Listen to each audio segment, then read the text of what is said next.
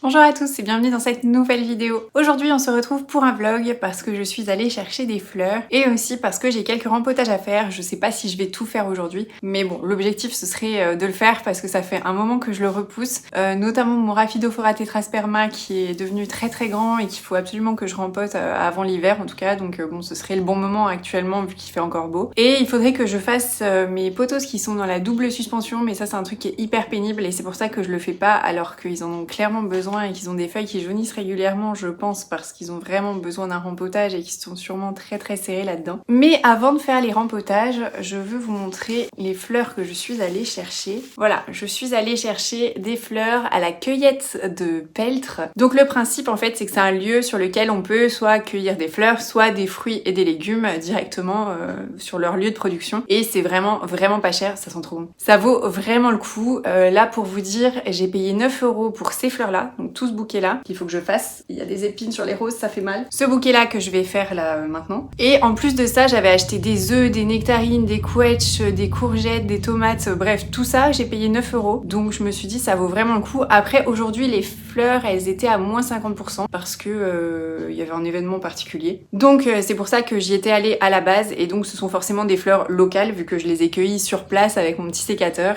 et voilà, je vais faire le bouquet avec vous.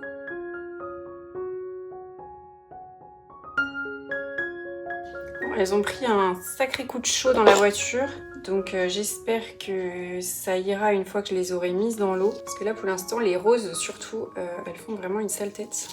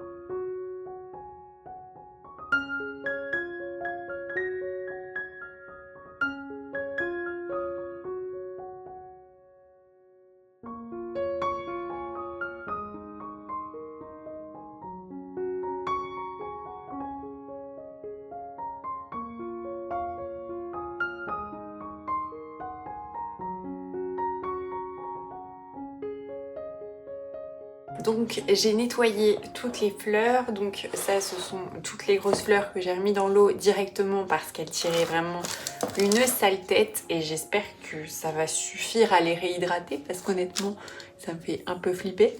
Et là j'ai mis tout ce qui est un petit peu moins fragile, enfin quoique. Après je connais pas le nom de toutes les fleurs parce qu'en fait sur place il y avait écrit fleurs au kilo, donc il y avait un mélange de plein de sortes de fleurs qui étaient vendues au poids du coup. Donc maintenant l'objectif c'est d'essayer de faire un petit bouquet avec ça, sachant que quand on paye au kilo on paye ça aussi, hein. Sauf si on s'amuse à tout nettoyer sur place. Sachant que je n'ai pas non plus l'outil nécessaire pour enlever les épines des roses. Et ça me fait un peu peur, parce que je vais me piquer en fait.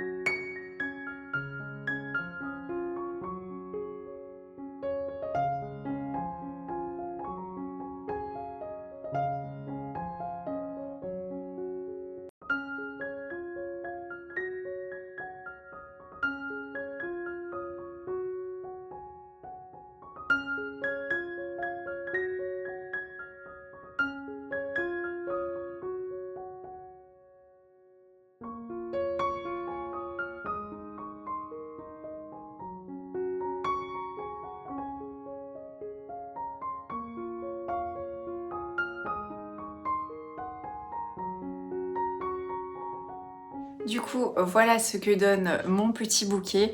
Franchement, je suis hyper contente parce que par rapport à ce que j'ai payé, je pense que les fleurs, ça a dû me coûter 5 €. Donc certes, c'est loin d'être parfait, je suis pas du tout fleuriste, donc voilà, j'ai fait comme j'ai pu. En plus, comme je disais, j'ai pas le matériel pour enlever les épines des roses, donc j'ai un petit peu galéré. Mais je suis quand même plutôt contente du résultat, je trouve ça très joli, très coloré et surtout ça sent très bon. Par contre, il faut pas avoir peur des insectes parce que du coup, quand on cueille les fleurs directement dans la nature, bah il y a plein de petits insectes qui logent encore dedans. Là, j'en vois encore, et puis même quand j'étais dans le champ de fleurs, eh bien il y avait des araignées, enfin bref, il y avait plein de petites bestioles, et encore dans la voiture, il y en avait plein qui s'envolaient par la fenêtre. Donc voilà pour mon petit bouquet.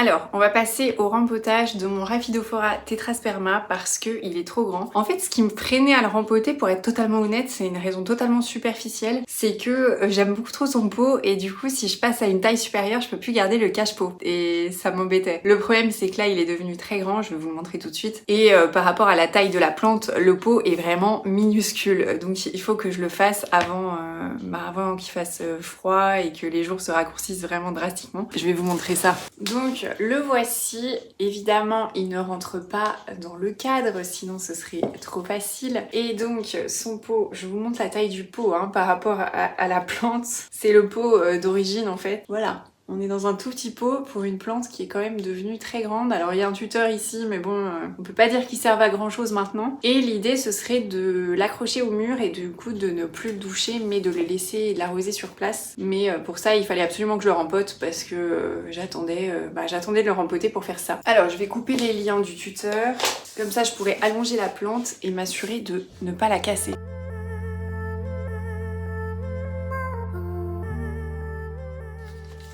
Voilà, donc je vais la coucher pour la rempoter et ensuite je vous montre ça, je vais vous montrer ce que j'utilise aussi.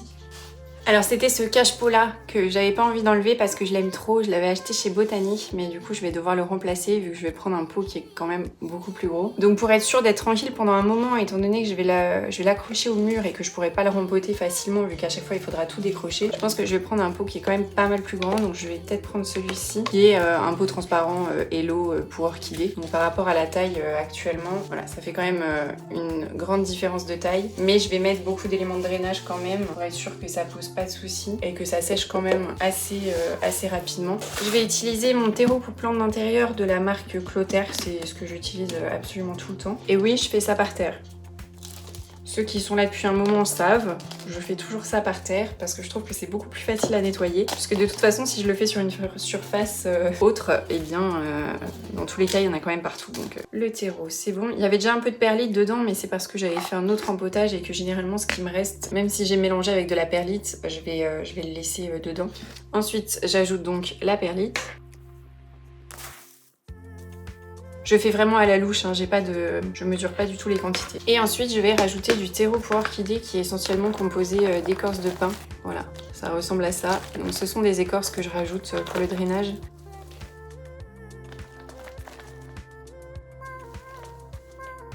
Je mélange tout ça.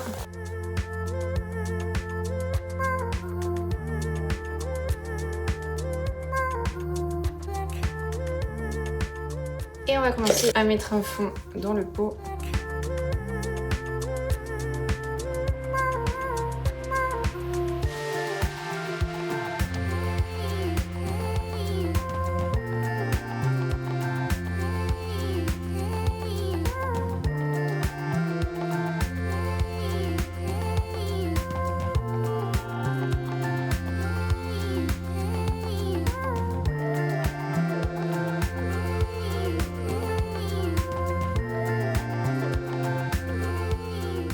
Alors ce qui me reste du mélange, comme je le disais, je vais le garder et je vais remettre ça dans mon bac de terreau. Ça me resservira pour une prochaine fois puisque de toute manière c'est quasiment toujours ce mélange là que je fais pour mes plantes. À part pour les toutes petites pour lesquelles je mets pas nécessairement d'écorce et quasiment que terreau perlite. Parfois un peu de vermiculite parce que j'en ai et qu'il faut que je les coule. Je sais pas pourquoi. Enfin, c'est très bien la vermiculite, mais moi j'en ai pas spécialement l'usage. Mais comme j'en avais acheté un jour, j'essaye de l'utiliser quoi. Alors niveau cache-pot, je vais utiliser celui-ci du coup, parce que c'est le plus simple, le plus basique. Mais d'abord je vais aller arroser la plante, je vais la mettre dans la douche, ce sera ce qu'il y a de plus simple.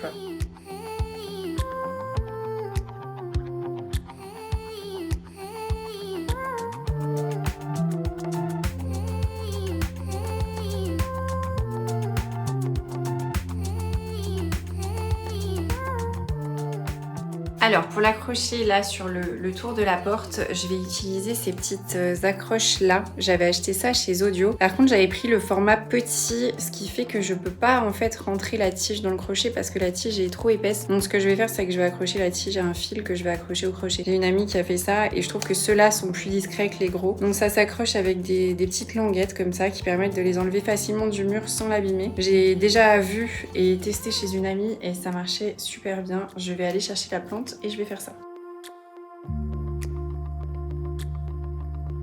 Donc voilà, l'idée c'est de l'accrocher comme ça quoi, vous voyez. Et ensuite, au fur et à mesure que ça grandit, de pouvoir faire le tour de la porte.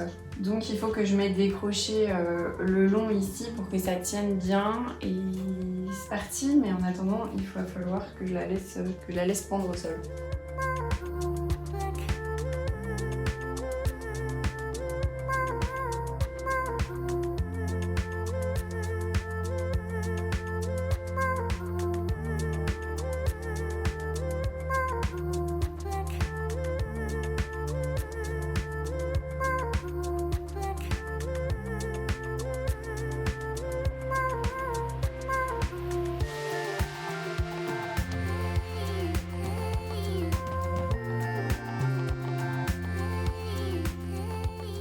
Donc voilà ce que ça donne la tache au niveau du mur. J'aurais pu mettre un fil transparent, d'ailleurs c'est ce que mon ami qui utilise ça a fait, mais j'en avais pas et je trouve que c'est quand même plutôt discret. Enfin je veux dire quand on se met assez loin, c'est pas forcément quelque chose qu'on remarque si on fait pas attention. Donc voilà, l'idée ce serait de le faire courir autour de la porte. Le seul petit danger que je peux dire à faire ça, c'est qu'avec des plantes qui ont des racines aériennes comme celle-ci, c'est qu'elle peut s'accrocher au mur. Enfin je dis elle peut, elle s'accroche au mur. En tout cas chez moi, elle s'accroche au mur. Et là, comme je la déplaçais toutes les semaines, c'était pas trop un problème puisque je la déplaçais pour la doucher. Là, il y a moyen que les racines aériennes s'accrochent et après ça fait des traces qui sont pas faciles à enlever. La Monstera variegata qui est dans ma chambre, elle fait ça aussi. Donc bon... On verra bien, c'est un risque à prendre, mais c'est le problème avec des plantes comme celle-ci qui ont des racines qui s'accrochent bien un peu à toutes les surfaces possibles et imaginables. Alors, comme je le disais, il faut que je m'attaque au rempotage de ces deux pothos, donc qui sont le pothos néon ainsi que le pothos Marble Queen. Et comme vous le voyez, c'est une double suspension et en plus les plantes sont enroulées sur elles-mêmes, donc ça va être une sacrée galère, ça fait très longtemps que je repousse ça. Alors je vais commencer par essayer de d'enlever celui-ci du macramé. Celui-là, ça va être trop dur.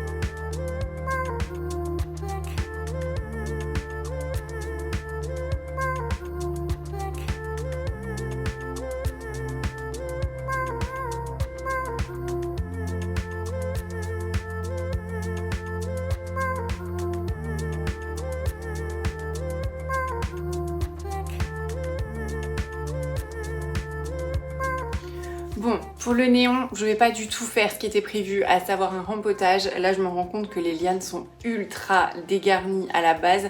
Alors certes, j'enlève des feuilles au jour le jour et le dernier rempotage, c'était il y a à peu près 1 an, donc je me rends pas trop compte. Mais en fait, les lianes à la base sont hyper dégarnies et je suis en train de compter, il y en a que 4. Donc ça me fait des lianes qui font des mètres et des mètres, mais dont le premier mètre ne contient pas de feuilles. Donc je vais tout bouturer et je vais la faire repartir de zéro. Ça sert à rien que je m'embête à rempoter la plante alors que de toute façon plus de la moitié de la plante n'a plus de feuilles. Donc je vais tout couper et tout bouturer. Je vais essayer de bouturer des longues lianes, on verra bien ce que ça donne. Donc voilà un exemple de la taille des lianes et encore j'ai pas tout démêlé parce que je commence à en avoir un peu marre là, je vous avoue. Mais je ne retrouve pas de feuilles. Enfin, c'est vraiment n'importe quoi. Là, ça a dû être un endroit où j'ai bouturé, donc je vais couper ça. Là, le bout est encore bien, mais il y a des endroits sur la tige où il n'y a plus de feuilles, donc je vais pas tout garder, je pense. Et ça me permettra aussi d'avoir plus que 4 lianes sur la plante, quoi.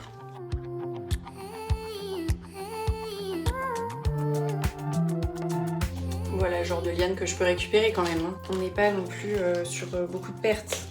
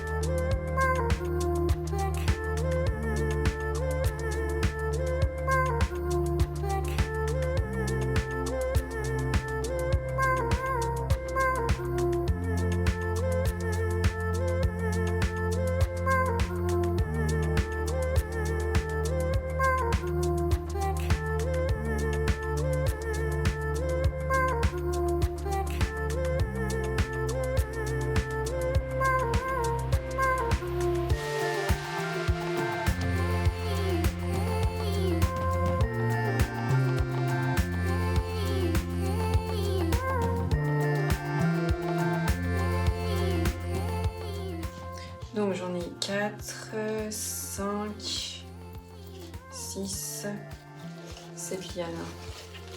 7 lianes et voilà ce que j'ai encore qui m'a l'air viable avec des feuilles qui sont pas abîmées. Et ça du coup c'est tout ce que j'ai d'abîmé et tout ce qui est dégarni. Alors maintenant la solution qu'il faut que je trouve c'est où je vais mettre ça pour que ça prenne racine. Je pense que je vais peut-être utiliser un pot de lechuzapón, mais ça veut dire qu'après il faut que je les laisse un peu, donc que je les rempote, ce qui m'embêterait un peu. Quoique le lechuzapón c'est pas difficile à dépoter, par rapport à la spaigne par exemple, qui serait plus compliqué. Est-ce que je recoupe pas encore en plusieurs tiges? Si, c'est encore trop long.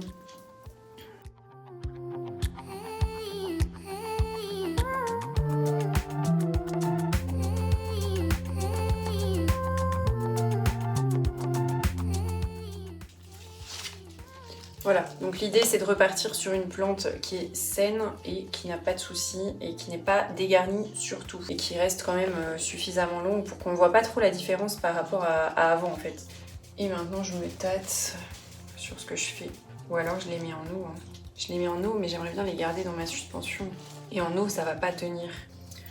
Je sais pas quoi faire. Je sais pas quoi faire, je vais réfléchir et je vais mettre ça au compost pour l'instant. Bon, maintenant je vais sortir celle-ci, même si j'ai encore pas décidé ce que j'allais faire de l'autre, mais elle, il faut qu'elle sorte de son macramé pour que je puisse la rempoter. Je pense pas que ce soit du tout nécessaire de faire la même chose que sa copine.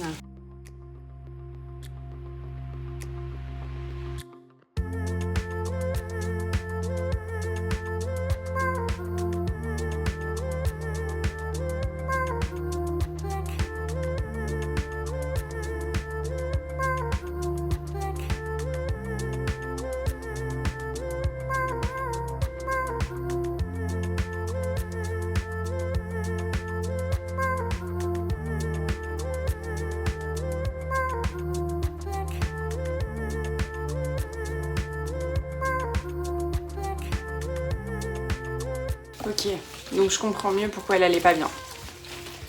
Vous voyez ce genre de situation là, c'est que vraiment la plante est beaucoup trop à l'étroit. Et ce qui se passe dans ces cas-là, c'est que ça fait des feuilles jaunes et des feuilles jaunes. Par contre, les racines sont en bonne santé, on voit qu'elles sont bien actives parce qu'il y a les bouts qui sont blancs, ici aussi. Mais ça a vraiment fait un énorme chignon. Et ce qui est en dessous là, ça m'a l'air très sec. Je sais pas si elles sont encore viables parce que au bout ça a séché. Et le risque dans ces cas-là, c'est qu'elles pourrissent. Donc je vais les couper, ce sera plus simple.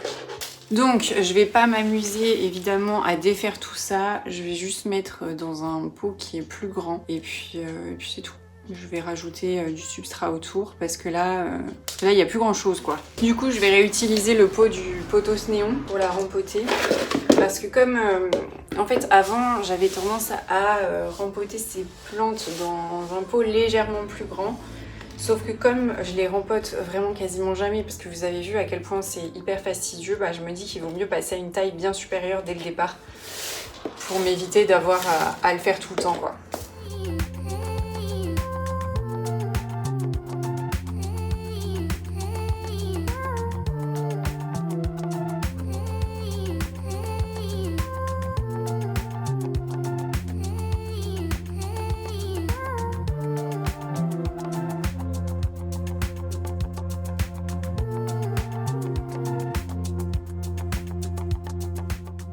Bon, je me suis décidée, le potos néon, je le mets en pot.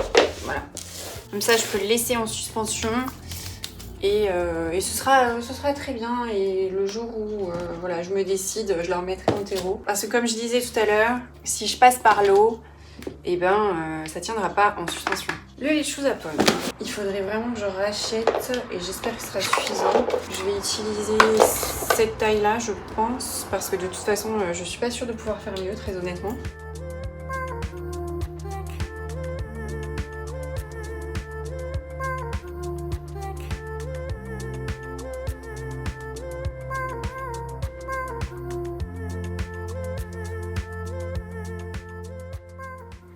Et voilà, ils sont de retour à leur emplacement habituel. Ça m'a pas pris trop de temps parce que du coup, celle d'en haut, le néon, c'était plus facile étant donné que c'était des lianes uniques qui n'étaient pas enroulées. Je l'ai quand même réenroulé parce que sinon il tombait sur le Marble Queen. Et le Marble Queen, je l'ai posé juste comme ça, je me suis même pas embêtée à remettre les lianes correctement. Et ça va, ça change pas trop par rapport à avant, à part que le pot du néon est beaucoup plus petit, donc forcément ça fait un peu moins imposant. Et celui-ci, c'est le contraire du coup. Voilà. Et voilà, c'est tout pour cette vidéo. Ça m'aura pris absolument tout l'après-midi, mais bon, c'est des choses qu'il faut faire. Au bout d'un moment, on repousse, mais il y a un moment où il faut quand même le faire. Donc je suis quand même contente de l'avoir enfin fait. J'espère que ça vous a plu. C'est vrai que ça fait des mois que je fais plus du tout ce genre de vidéo rempotage. Là, j'ai encore tout mon arrosage à faire, mais je vous avoue qu'il est 19h. Il faut encore que je mange, que je me prépare à manger pour l'école demain. Donc, parce qu'on est dimanche à l'heure à laquelle je tourne cette vidéo. Donc j'ai encore plein de choses à faire. Donc je vais pas vous montrer l'arrosage parce que sinon ça va me prendre encore plus de temps que ça ne m'en prend déjà. Et ce sera pour une prochaine fois. Une prochaine fois, je vous referai une vidéo entretien, arrosage, etc. J'espère que celle-ci en tout cas vous a plu et je vous dis à très bientôt pour une prochaine vidéo. Salut!